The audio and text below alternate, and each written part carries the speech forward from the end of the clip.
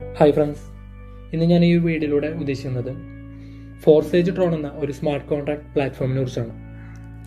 വേറൊന്നല്ല, ഇന്ന് crypto കറൻസിയായ Tron എന്ന് പറയുന്ന ഒരു ട്രോൺ കോയിൻ ഇതിലൂടെ എന്ത് ചെയ്യാൻ പറ്റും, ഏൺ ചെയ്യാനായിട്ട് സാധിക്കും. ഇത് വേൾഡിൽ തന്നെ ആദ്യത്തെ 100% ഡീസെൻട്രലൈസ്ഡ് ആയിട്ടുള്ള ഒരു മെട്രിക്സ് പ്രൊജക്റ്റും കൂടിയാണ് ഫോർസേജ്. അതുകൊണ്ട് തന്നെ നമുക്ക് ലൈഫ് ലോങ് ഇതിൽ നിന്നൊരു ഏണിങ്സ് അല്ലെങ്കിൽ ഒരു വരുമാനം നേടാനായിട്ട് സാധിക്കും. ഈ കാണുന്ന വ്യക്തിയാണ് ഈ ഒരു ഫോർസേജ് എന്ന് പറയുന്ന പ്ലാറ്റ്ഫോമിന്റെ ഫൗണ്ടർ മിസ്റ്റർ ലാഡോ. ഇദ്ദേഹത്തിന്റെ ഒരു 3-4 വർഷത്തെ പ്രയത്നത്തിന്റെ ഫലമാണ് ഇന്ന് ഈ പറയുന്ന ഫോർസേജ് എന്ന് പറയുന്ന കമ്മ്യൂണിറ്റി അല്ലെങ്കിൽ ഫോർസേജ് എന്ന് പറയുന്ന ഒരു പ്ലാറ്റ്ഫോം. ഞാൻ നേരത്തെ പറഞ്ഞു 100% ഡീസെൻട്രലൈസ്ഡ് ആയിട്ടുള്ള ഒരു പ്ലാറ്റ്ഫോമാണ്. ലൈഫ് ലോങ് നമുക്ക് ഇതിൽ നിന്നൊരു വരുമാനം നേടാനായിട്ട് സാധിക്കുന്നു. പലർക്കും ഡീസെൻട്രലൈസ്ഡ് എന്ന് പറയുന്ന വേർഡ് അത്രയ്ക്ക് വലിയ പരിചയം ഇല്ലാത്തൊരു വേർഡാണ്. അതുകൊണ്ട് തന്നെ സെൻട്രലൈസ്ഡും ഡീസെൻട്രലൈസ്ഡും എന്ന് പറയുന്ന ആ ഒരു ഇതിൻ്റെ കമ്പാരിസനാണ് ഈ ഒരു പേജിൽ. വേറൊന്നല്ല, ഡീസെൻട്രലൈസ്ഡ് എന്ന് പറയുന്നത് നമ്മുടെ ചുറ്റുവട്ടത്തുള്ള ഏതൊരു മേഖലയും, ഒരു ട്രഡീഷണൽ മാർക്കറ്റ് മേഖല ആയിക്കോട്ടെ, അല്ലെങ്കിൽ ഒരു ഓഫീസ് ആയിക്കോട്ടെ, നമ്മുടെ എഡ്യൂക്കേഷൻ ഡിപ്പാർട്ട്മെന്റ് വരെ ആയിക്കോട്ടെ, ഇതെല്ലാതും ഒരു മാനേജ്മെന്റിന്റെ കൺട്രോളിലാണ് വരുന്നത്. വേറൊന്നല്ല, ഇതിൽ കാണുന്ന പോലെ തന്നെ staff to maintain the system, അതായത് അവിടെ സ്റ്റാഫുകൾ വേണം, അതിനെ മെയിൻറ്റെയിൻ ചെയ്യാനായിട്ട് സ്റ്റാഫുകൾ വേണം. നെക്സ്റ്റ്, മാനേജ്മെന്റ് ഡിസിഷനാണ് അവിടുത്തെ ഇമ്പോർട്ടൻറ്റ്. ലാസ്റ്റ് ഫൈനൽ വേർഡ് എന്ന് പറയുന്നത് management ഡിസിഷനാണ്.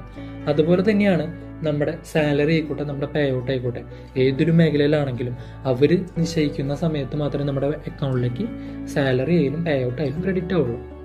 Last one, limited transparency, അതായത് അവരെടുക്കുന്ന തീരുമാനങ്ങൾ, അതായത് കമ്പനിയുടെ വിഷൻസോ അല്ലെങ്കിൽ എന്തൊരു കാര്യങ്ങൾ ആയാലും നമ്മൾക്ക് അത്രയും ക്ലിയർ ആയിട്ട് മനസ്സിലാവണം എന്നില്ല.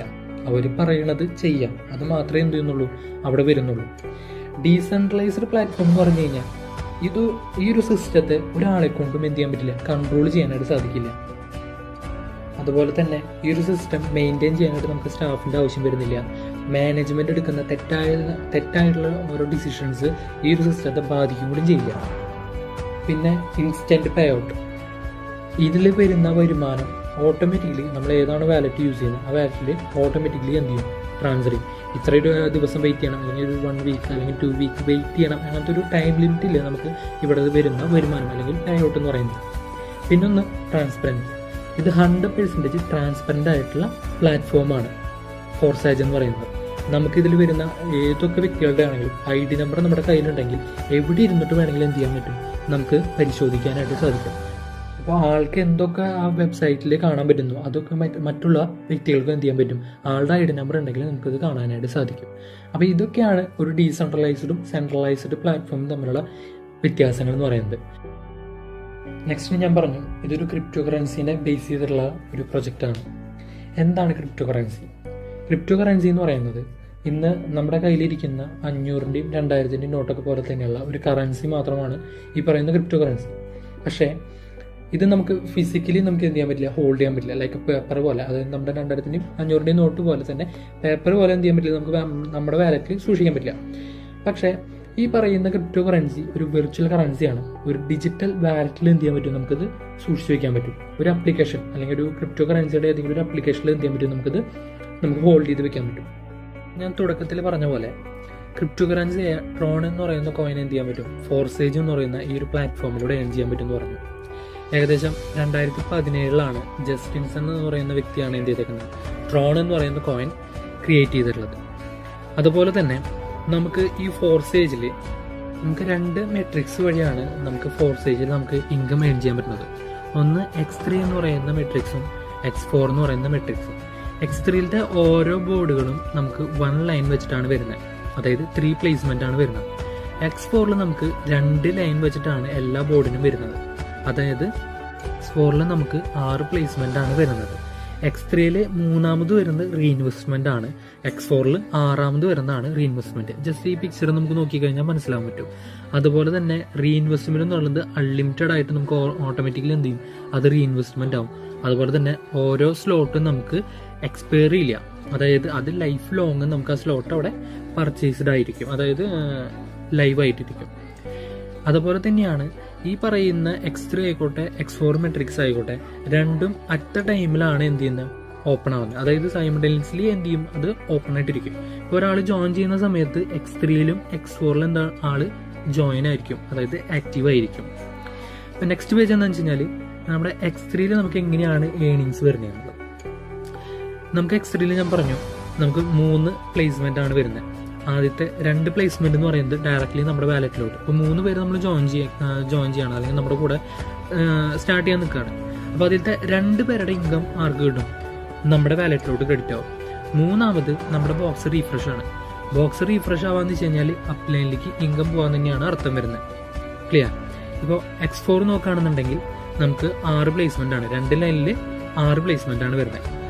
ഇതിൽ ആദ്യത്തെ 2 പ്ലേസ്മെന്റ്, അതായത് 2 പേര് ആഡ് ആവുന്നത് നമുക്ക് അപ്ലൈനിലേക്കാണ് ഇൻകം പോവുക.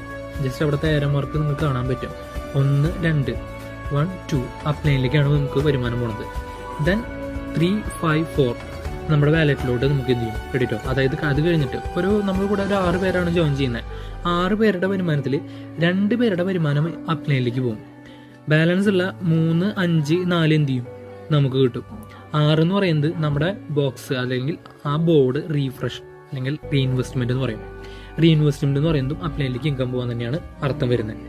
ഇങ്ങനെയാണ് നമുക്ക് X3ലായാലും അതുപോലെ തന്നെ X4ലായാലും ഇൻകം സ്ട്രക്ചർ വരുന്നത്. ഏകദേശം നമുക്ക് ഇപ്പം നമ്മൾ 2 മെട്രിക്സ് എടുക്കുകയാണെങ്കിൽ തന്നെ 2 മെട്രിക്സിലും കൂടിയിട്ട് നമുക്ക് 30 ബോർഡാണ് വരുന്നത്. X3ൽ നമുക്ക് 15 ബോർഡ് വരുന്നുണ്ട്, X4ലും 15 ബോർഡ് വരുന്നുണ്ട്.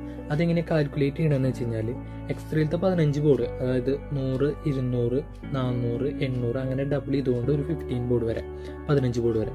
X4ലും അതേ സെയിം പാറ്റേൺ തന്നെയാണ്, 100, 200 അങ്ങനെ ഡബിൾ ചെയ്തുകൊണ്ട് ഒരു 15 ബോക്സ് വരെയാണ്. X3ൽ നമുക്ക് എങ്ങനെയാണെന്ന് വെച്ച് കഴിഞ്ഞാൽ ആക്റ്റീവ് സോണാണ്. അതായത് നമ്മൾ കൊണ്ടുവരുന്ന എത്ര പേരെ കൊണ്ടുവന്നു അവരൊക്കെ ഓരോ ബോർഡ് അപ്ഡേറ്റ് ചെയ്ത് പോണതിൻ്റെ 100% നമ്മുടെ വാലറ്റിലോട്ടാണ് എന്ത് ചെയ്യുക, ക്രെഡിറ്റ് ആവുക.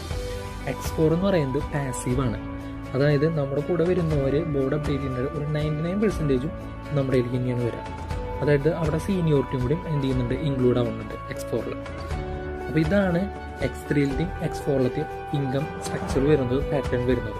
അപ്പോൾ X3 എന്ന് പറയുന്നത് ആക്റ്റീവ് സോണും X4 എന്ന് പറയുന്നത് പാസീവ് സോണാണ്.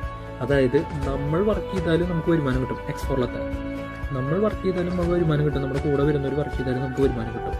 അതോടൊപ്പം തന്നെ നമ്മളെ കൊണ്ടുപോകുന്നുള്ള വ്യക്തി, അതായത് നമ്മുടെ അപ്ലൈ അല്ലെങ്കിൽ നമ്മളെ റെഫർ ചെയ്തിട്ടുള്ള വ്യക്തി, നമ്മൾ കൂടാതെ കൊണ്ടുവരുന്ന വ്യക്തികളുടെ വരുമാനം കൂടി എന്ത് ചെയ്യും, നമുക്ക് കിട്ടും, സീനിയോറിറ്റി ബേസ് ചെയ്തുകൊണ്ട്. നെക്സ്റ്റ് നമുക്ക് എന്താണെന്ന് വെച്ച് കഴിഞ്ഞാൽ ഇവിടെ ബോക്സുമ്പോൾ നമുക്ക് എന്ത് ചെയ്യും, ഒരു എക്സ്ക്ലമേഷൻ മാർക്ക് കാണാം. അതായത് ഒരു വട്ടം ആ ബോക്സ് കംപ്ലീറ്റ് ആയി കഴിഞ്ഞാൽ, ഇപ്പോൾ X3 3 പ്ലേസ്മെന്റ് അവിടെ വന്നു കഴിഞ്ഞാൽ നമുക്ക് അടുത്ത ബോക്സ് മേടിക്കാറാവണതിന്റെ എക്സ്ക്ലമേഷൻ മാർക്കാണ് വരുന്നത്.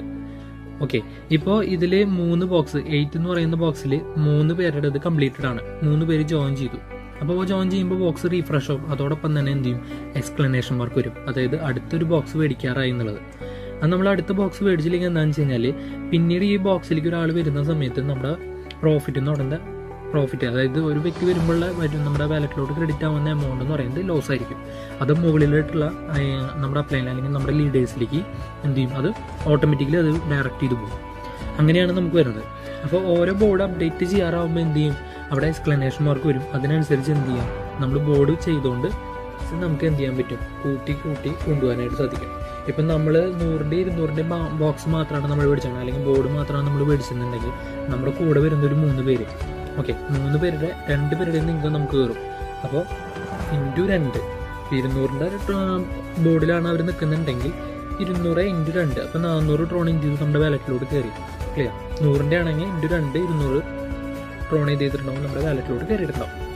നെക്സ്റ്റ് ബോർഡ് എന്ന് പറയുന്നത് 400 ആണ്, അതായത് 400-ൻ്റെ ബോർഡാണ് വരുന്നത്. അപ്പം 400-ൻ്റെ ബോർഡ് നമ്മൾ മേടിച്ച് കഴിഞ്ഞാൽ നമ്മുടെ കൂടെ വരുന്നവർ ആ ബോർഡ് പിടിക്കുമ്പോൾ ഇൻറ്റു ഇപ്പോൾ എത്ര പേഴ്സൺസ് ആണ് വരുന്നതെന്നുണ്ടെങ്കിൽ അതിനനുസരിച്ചുള്ള എമൗണ്ട് ആയിരിക്കും നമുക്ക് എന്ത് ചെയ്യാൻ പറ്റുക, നമുക്ക് അവിടെ കിട്ടുക. ഇപ്പോൾ X4-ലാണെന്നുണ്ടെങ്കിൽ നമുക്ക് അവിടെ സീനിയോറിറ്റി വരുന്നുണ്ട്. സീനിയോറിറ്റി എന്ന് വെച്ച് കഴിഞ്ഞാൽ നമ്മൾ ബോക്സ് അപ്ഡേഷൻ ചെയ്യണതിനനുസരിച്ചുള്ള ടൈമിങ്ങിനനുസരിച്ച്. ഇപ്പം നമ്മളെ റെഫർ ചെയ്ത ആൾ പിന്നീട് കൊണ്ടുവരുന്ന വ്യക്തികളുണ്ടല്ലോ, നമ്മൾ സ്റ്റാർട്ട് ചെയ്യും, നമ്മൾ റെഫർ ചെയ്തിട്ടുള്ള ആൾ പിന്നീട് വരുന്ന വ്യക്തികളെല്ലാവരും നമ്മുടെ ജൂനിയേഴ്സ് ആയിരിക്കും. നമ്മൾ സ്റ്റാർട്ട് ചെയ്തതിന് ശേഷം വരുന്നവരെല്ലാവരും നമ്മുടെ ജൂനിയേഴ്സ് ആയിരിക്കും. അപ്പം അങ്ങനെ ഒരു ബെനിഫിറ്റും കൂടി നമുക്ക് എന്ത് ചെയ്യുന്നുണ്ട്, S4-ൽ കിട്ടുന്നുണ്ട്. നെക്സ്റ്റ് നമുക്ക് വരുന്നതാണ് എക്സ് ഗോൾഡ് എന്ന് പറയുന്നത്. അത് നമ്മുടെ എക്സ്ട്രീം X4 പോലെ തന്നെയുള്ള അടുത്തൊരു മെട്രിക്സ് പ്ലാൻ കൂടിയാണ് എക്സ് ഗോൾഡ് എന്ന് പറയുന്നത്. സൂണാണ്. അപ്പോൾ അതിനെക്കുറിച്ചുള്ള ഡീറ്റെയിൽസ് നമുക്ക് ഫുള്ളി അവൈലബിൾ ആയിട്ടില്ല. അപ്പോൾ നെക്സ്റ്റ് ഒരു വീഡിയോയിൽ നമുക്ക് ഇതിനെക്കുറിച്ചിട്ടുള്ള ഫുൾ ഡീറ്റെയിൽസ് എന്ത് ചെയ്യാൻ പറ്റും, കവർ ചെയ്തുകൊണ്ട് എന്ത് ചെയ്യാൻ പറ്റും, ഒരു വീഡിയോ ചെയ്യാനായിട്ട് സാധിക്കും. അപ്പോൾ ഇതാണ് നമ്മുടെ ഫോർസേജ് ട്രോൺ എന്ന് പറയുന്ന സ്മാർട്ട് കോൺട്രാക്ട് പ്ലാറ്റ്ഫോം. അപ്പോൾ നമ്മൾ ചെയ്യുന്നവരാണെങ്കിലും ഇനി ചെയ്യാൻ വരുന്നവരാണെങ്കിലും ഇതിനെക്കുറിച്ച് നല്ലോണം മനസ്സിലാക്കി പ്രവർത്തിക്കുക. നല്ലൊരു വരുമാനം ഈ ഒരു സമയത്ത്, ഇപ്പോൾ ഒരു കോവിഡ് സാഹചര്യത്തിലിരുന്നിട്ട് പോലും നല്ലൊരു ചെറിയൊരു ഇൻവെസ്റ്റ്മെൻറ്റിൽ വലിയൊരു ഏണിങ്സ് ഉണ്ടാക്കാൻ പറ്റുന്ന ഒരു പ്ലാറ്റ്ഫോമാണ്. അപ്പോൾ എല്ലാവരും പഠിച്ചുകൊണ്ട് എന്ത് ചെയ്യുക, വർക്കൗട്ട് ചെയ്യുക, നല്ലൊരു വരുമാനം കിട്ടട്ടെ എന്ന് പ്രാർത്ഥിക്കുന്നു. Okay, thank you.